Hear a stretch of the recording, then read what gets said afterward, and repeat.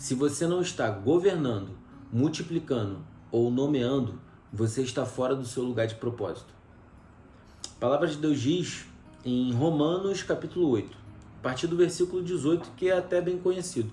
Considero, pois, que os sofrimentos do tempo presente não podem ser comparados com a glória que em nós será revelada.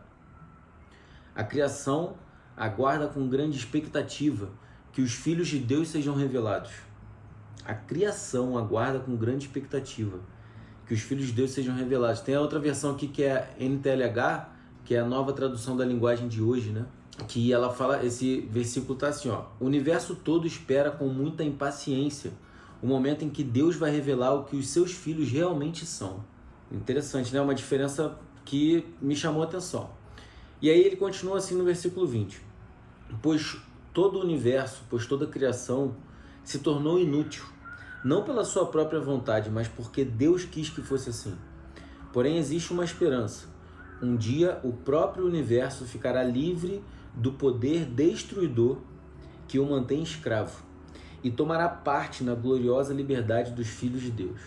Cara, vamos meditar aqui comigo e viajar um pouquinho sobre o que a gente acabou de ler. Ele está falando aqui nesse final, por exemplo, que o próprio universo, ele está refém de um poder destruidor, né? E que ele está como escravo desse poder. E que ele tem uma esperança de que um dia ele vai tomar parte da gloriosa liberdade dos filhos de Deus. Então tem um poder, alguém que governa, alguém que está escravizando a criação e o universo. E aí eu, pensando em criação, eu fui em Gênesis. Gênesis, capítulo 1, no versículo 26, diz assim, ó: então Deus disse: façamos os seres humanos à nossa imagem, conforme a nossa semelhança. Aqui Deus está falando façamos, né? Isso aqui é a criação. Então, aqui quem está falando é Deus, Jesus e o Espírito Santo, dizendo para criar o homem conforme eles, igual a eles, a imagem e semelhança deles. Então, nós fomos criados à imagem e semelhança de Deus, de Jesus e do Espírito Santo. E ele continua assim, né? Façamos o homem a nossa imagem e a nossa semelhança, e governem, né? Dominem eles sobre os peixes do mar, sobre as aves do céu, sobre os animais de rebanho e sobre toda a terra, e sobre todos os animais que rastejam sobre a terra. Então Deus cria o homem, a imagem e semelhança dele, e dá um propósito. O primeiro propósito de Deus para a criação é que o homem domine sobre a criação, é que o homem governe sobre toda a terra. E aí depois ele continua, né, no versículo 28. Deus os abençoou e lhes disse: sejam férteis e multipliquem-se, encham e subjuguem a terra, dominem sobre os peixes do mar, sobre as aves do céu e sobre todos os animais que rastejam sobre a terra. Então aqui Deus dá um segundo desígnio, um segundo propósito para o ser humano, né? Ele diz que criou o homem e a mulher, o criou, e logo depois Deus abençoa o homem e a mulher, e Deus dá mais um propósito. O primeiro foi o quê? Dominem, né? Esse agora é: sejam férteis e multipliquem-se, encham e subjuguem a terra. Os dois primeiros propósitos que Deus dá à humanidade, ao ser humano, é que ele domine, que ele governe sobre a criação e que ele se multiplique, que aquilo que lhe foi confiado seja multiplicado. Aqui Deus tinha acabado de dar a vida. É o primeiro homem e a primeira mulher, né, da face da terra. Então Deus abençoa eles e dá o propósito deles serem férteis e se multiplicarem. E aí, continua no capítulo 2, no versículo 19, a passagem diz assim, ó: então o Senhor Deus formou a terra, todos os animais do campo, todas as aves dos céus, e os trouxe ao homem para ver como ele os designaria. O nome dado pelo homem a cada ser vivo seria o seu nome. Assim, o homem deu nomes a todos os animais de rebanho, às aves dos céus, a todos os animais do campo. Então, olha só isso, cara. Deus criou todo mundo, todo o universo, né, durante 5 dias, e no 6º dia ele criou o homem. Depois de tudo já está pronto. E a primeira coisa que Deus faz ao homem é dar a ele o poder, né, de dominar, de governar.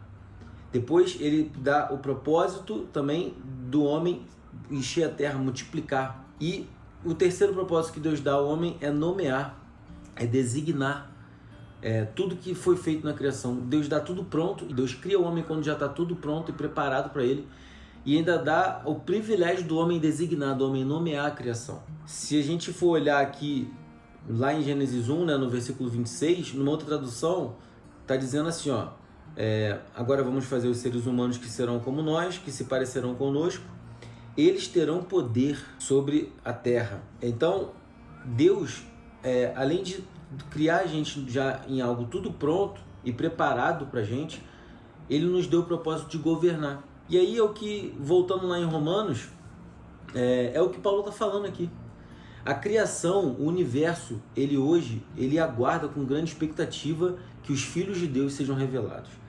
Que os filhos que Deus revele o que os seus filhos realmente são. Porque isso foi oculto de nós, a gente não tem esse entendimento, né, de que a gente tem poder sobre a criação, poder sobre a terra, poder sobre aquilo que Deus criou. Então, Paulo diz aqui, né, a criação foi submetida à inutilidade, não pela sua própria escolha, mas por vontade daquele que a sujeitou. E que a própria criação será liberta dessa escravidão, que conduz à decadência, à destruição, para receber a mesma gloriosa liberdade dos filhos de Deus. Então eu creio que em algum momento a criação vai estar liberta desse poder, desse domínio que Deus nos deu. Eu acredito que seja somente quando Jesus voltar. Mas enquanto a gente está aqui, a gente tem poder de dominar e governar sobre tudo que Deus criou. Porque nós fomos feitos à imagem e semelhança dele. E a partir do momento que a gente aceita Jesus, a gente se torna filho de Deus. Não mais criação de Deus, mas agora filho. Herdeiros de Deus e co-herdeiros com Jesus. E isso nos coloca numa posição onde a gente pode, pelo nome de Jesus, governar sobre toda a criação. Adão tinha isso também, mas foi perdido lá no Éden quando ele pecou. E o segundo Adão, que é Jesus, restaurou isso para os filhos, que são aqueles que creem nele e confessam Jesus como seu Senhor. E aqui o que a palavra de Deus está dizendo é que o universo ele espera impacientemente para que esse momento chegue. O momento em que nós entendamos, o momento em que a gente que é filho entenda que nós temos o poder e nós fomos chamados, nós temos o propósito de dominar e governar sobre toda a criação. Que nós temos o propósito de nomear a nossa história, nomear aquilo que está no nosso redor, que é o poder da palavra, que é a forma como a gente deve governar. Você não deve ficar falando ou focando na tua situação, no problema que você está vivendo, na guerra que você está batalhando, no gigante que se levantou. Isso já é óbvio, todo mundo já sabe. Você precisa nomear os seus milagres, nomear aquilo que você quer viver. Você precisa declarar que esse é o melhor ano da sua vida. Você precisa entender que mesmo você estando num momento de dificuldade, você precisa falar e nomear aquilo que você quer viver. Porque esse é o seu lugar de propósito. O outro lugar de propósito que é o lugar de domínio e de governo. Você já parou para pensar quantas vezes que a gente às vezes está passando por problemas, dificuldades, situações, a gente questiona Deus, a gente fala, Deus, por que você está deixando isso acontecer comigo? Por que eu estou vivendo esse problema, essa doença, essa falência, esse divórcio? Por que isso está acontecendo comigo, Deus? E a gente questiona Deus quando a gente deveria estar questionando a criação, deveria estar questionando o mundo. Doença, em nome de Jesus, sai. Eu sou curado. Certamente Ele levou sobre si todas as minhas dores, as minhas enfermidades, e pelas suas pisaduras eu fui curado. Depressão, ansiedade, pensamentos de pânico, pensamentos de menos-valia, seja lá qual for o pensamento negativo, eu repreendo agora, eu resisto, porque eu tenho a mente de Cristo. Eu tenho a paz que excede todo entendimento. O castigo que nos trouxe a paz estava sobre Ele, e pelas suas pisaduras fomos sarados. Você precisa declarar a palavra de Deus. A palavra de Deus, irmão, é a palavra de Deus, tanto na boca dele quanto na sua. E a gente foi chamado para isso, foi chamado para governar sobre a criação e foi chamado para nomear a criação. Então você precisa nomear os seus milagres. Você precisa dar ordem, literalmente, à criação. Escassez, bate em retirada agora. É tempo de prosperidade, é tempo de crescimento, é tempo de multiplicar. Que é o terceiro propósito, né? É um dos propósitos originais de Deus para a criação. E a partir do momento que você entende isso e se posiciona, você vai começar a multiplicar, irmão. O que você vai fazer vai prosperar, porque não tem como não prosperar quando você entende que você está numa posição de governo, quando você entende que você está numa posição de você precisa nomear aquilo que você quer viver e não aquilo que você está vendo. Quando você toma essa posição, você passa a ver a multiplicação, você passa a ser fértil, você passa a viver um período de transbordo, de avanço. Paulo diz, né, considera os sofrimentos do tempo presente, não podem ser comparados à glória que em nós será revelada. Não foque nos sofrimentos presentes. Domine sobre eles, nomeie os seus milagres e a multiplicação vai vir.